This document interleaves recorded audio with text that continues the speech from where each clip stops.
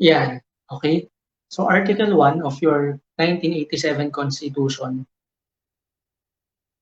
that's it. That's the national territory. So when you speak of Philippine territory or yung territory ng Pilipinas, yan yun. The national territory comprises of the Philippine archipelago with all the islands and waters embraced therein, and all the other territories over which the Philippines has sovereignty or jurisdiction, consisting of its terrestrial, fluvial, okay? Terrestrial, fluvial, and aerial domain. So pati yung himpapawid, pati yung hangin sa taas, yung langit, okay? Including its territorial sea, the seabed, the subsoil, insular shelves, and other submarine areas. The waters around, between, and connecting the islands of the archipelago, regardless of their breadth and dimensions, form part of the internal waters of the Philippines. So when you are asked, kung gusto nyong malaman ano ba yung teritoryo ng Pilipinas, this is the answer. This is the national territory of the Philippines. Okay? But again, going back to this to our question, where may police authority be exercised? I will also need to direct your attention to Section 215 of the CMTA.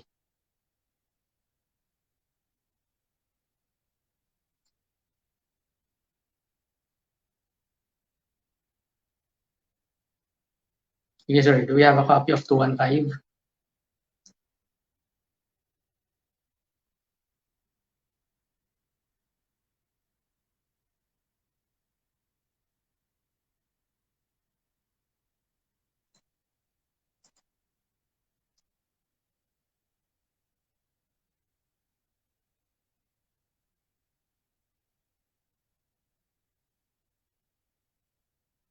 Yan. Okay. Ang sabi sa 215, all persons exercising police authority as described in the preceding section shall only exercise powers within customs premises as provided for in section 303. Okay? Ang sabi sa 215, the power to search, seize, and arrest shall be exercised only within customs premises under 303. Now, proceeding to 303 as we are directed, tingnan naman natin yung 303.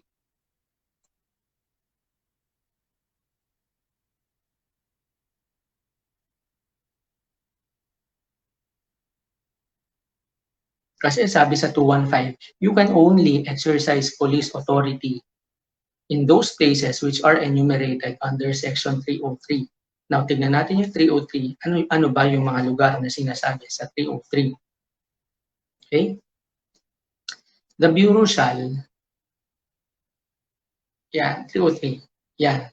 The Bureau shall, for customs purposes, have exclusive control, direction, management of customs offices, facilities, warehouses, ports, airports, wharves, infrastructure, and other premises in the customs district. In all cases, without prejudice to the general police powers of the local government units, the Philippine Coast Guard, and of law enforcement agencies in the exercise of their respective functions. So if we're going to summarize, ano ba yung sinabi ulit ng 215? You can only exercise police authority in those places enumerated under Section 303. And Section 303 further provides, ano ba itong mga lugar na ito? Customs offices, facilities, warehouses, ports, airports, wharves, infrastructure, other premises in the customs district.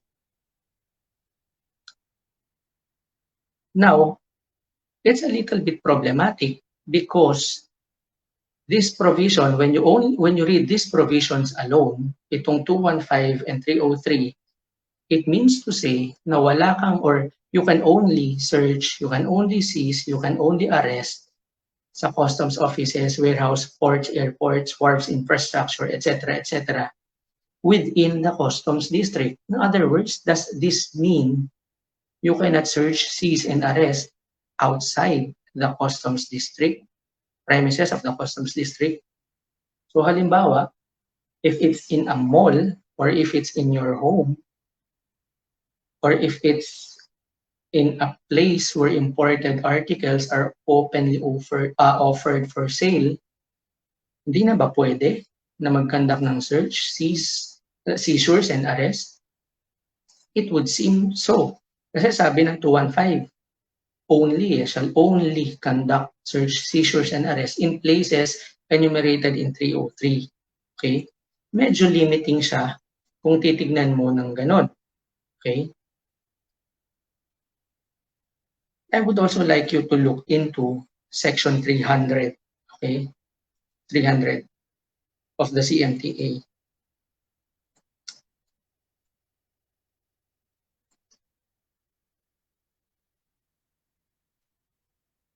Basahin naman natin yung 300. For the effective implementation of this act, the Bureau shall exercise jurisdiction over all seas within Philippine territory, coasts, ports, airports, harbors, bays, rivers, inland waters, whether navigable or not, from the sea, and any means of conveyance. So, saan ngayon pumapasok paano ngayon pumapasok sa picture itong section 300 na ito? Again, the question that we are trying to answer is, saan ba pwedeng i-exercise yung police authority? Saan ba pwedeng mag-conduct ng searches, seizures, and arrest? Okay? Sabi sa 215, doon lang sa mga lugar na sinasabi sa 303. But then again, you have this section 300, sinasabi naman customs jurisdiction. To implement this act, may jurisdiction ng BOC dyan sa Philippine territory na yan. Okay? So, for me, there's a bit of confusion here, or there's a bit of, kumbaga hindi masyadong nagtutugma itong mga provisions na to insofar as where police authority may be exercised. This was clarified. Okay, if I may direct your attention, you can download a copy of or search a copy of, available naman ito online. Meron naman na tayong CAO 3-2019. Okay? CAO 3-2019.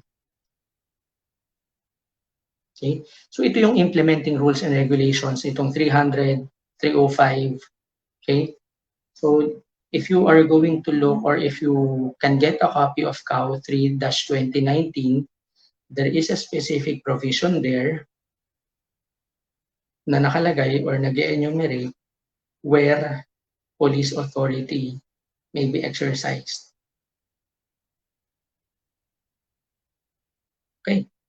Ayan. So, dito sa CAO 3-2019, sinabi na niya outright, both yung 300 tsaka yung 303 pwedeng mag-exercise ng police authority dyan sa places na yan enumerated both in section 300 and section 303. Okay? So, nilinaw na yan sa atin ng CAO 3-2019.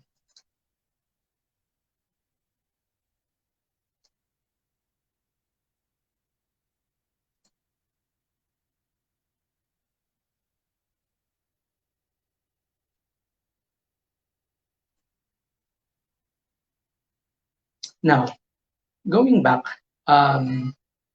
to section 300, ayan, nandito pa rin naman tayo sa section 300. You're going to read the second paragraph of section 300. The Bureau shall pursue.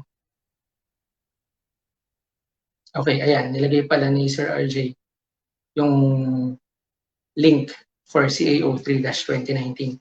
Anyway, going back dito sa section 300, I'd also like you to take note, nandiyan sa second paragraph na yan, the Bureau shall pursue imported goods subject to seizure during its transport by land, water, and air, and shall exercise jurisdiction as may be necessary for the effective enforcement of the CMTA.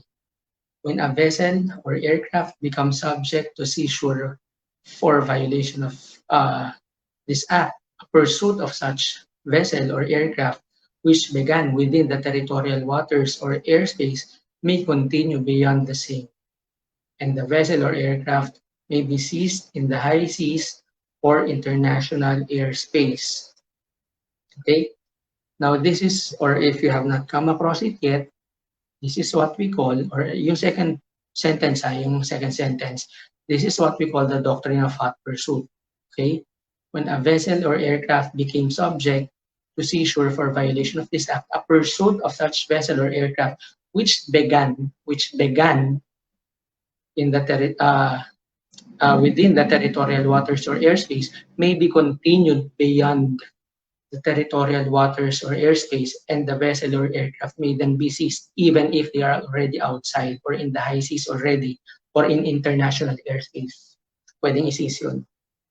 Okay? So long as the pursuit has begun inside the territorial waters or inside the airspace of the Philippines. Okay? Hot pursuit, dapat an important element of the doctrine of hot pursuit is that the pursuit should have begun here within the territorial waters and within the airspace of the Philippines. Okay?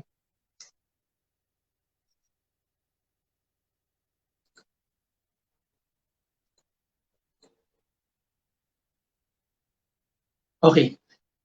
We have, or this doctrine of hot pursuit tells us that we can run after vessels or we can run after aircraft if they are subject to seizure. We can run after them so long as the pursuit has begun inside territorial waters or inside Philippine airspace. But there is this case which I also want you to be familiar with. I would also like you to know about this case. In case you're not yet familiar with the case of Asa Ali versus Commissioner No, this is also an important case which you should know because this is also in relation to the matter of where you can exercise police authority. Okay? If in case you have not heard of this yet, the case is Asa Ali versus Commissioner. This is a case decided by the Supreme Court. It's a case which is older than you and me. It's a case decided in 1968 December. So mas matanda ng dihamak sa atin tong kaso na to, no? But we still need to know about this because this gives us a very important doctrine kung saan pwede nating i-exercise yung police authority. Now, what happened in this case? Ano ba yung nangyari dito sa kaso ni Asa Ali, no? Mayroong 5 vessel. To put it in simple terms, napakasimple lang naman. Mayroong 5 vessel. They are in high seas. In other words, nasa high seas sila. And this vessel carries imported goods. And the goods on board the vessel and the vessels themselves were seized and were eventually forfeited. Okay? So may vessel in high seas and mayroon ding goods, imported goods on board the vessel. They were on high seas. Nasa high seas sila. And they were seized and eventually the goods and the vessel were forfeited. Now, remember that when you say high seas, wala na sa Philippine territory natin. It's just that malapit siya sa Philippine territory but it's no longer part of the Philippine territory. What did the Supreme Court say? Was that seizure valid? Or did the Bureau of Customs validly conduct the search and conduct the seizure of the vessel and the imported goods? Remember, they were in high seas, okay? Valid ba yung search and yung seizure na kinakonduct on high seas? The Supreme Court said yes, okay? The Supreme Court said yes.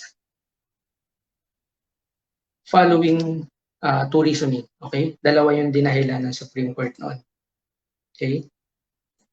Ang sinasabi kasi ng mga vessel owner, why did you seize the vessel? Eh wala naman kami sa Philippine territory.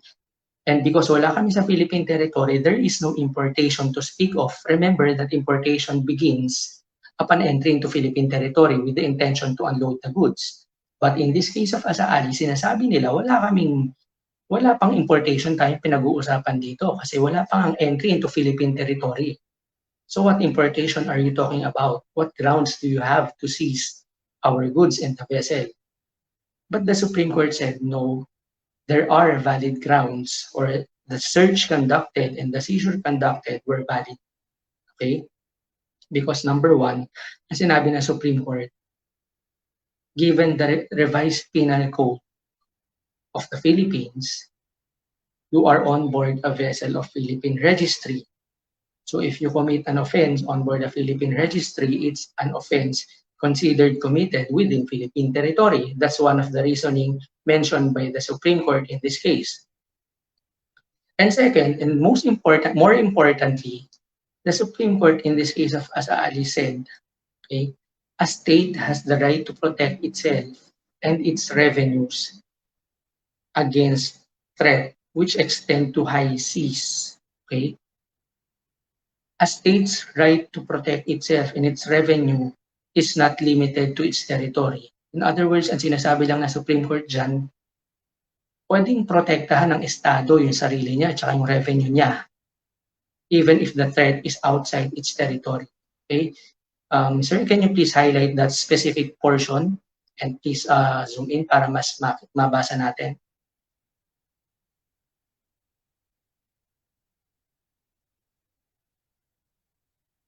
Yan. Moreover, it is a well-settled doctrine of international law that goes back to Chief Justice Marshall's opinion. Tingnan nyo to, anong taon to? 1904, 1804 pa, decision that a state has the right to protect itself and its revenue, a right not limited to its territory but extending to the high seas. Okay? So there you go. Now, if you're going to be asked, where may police authority be exercised? You have in your answer, you should have in your answer, Section 215. Section 215 says you can exercise it only in places mentioned in 303 or in places under customs control.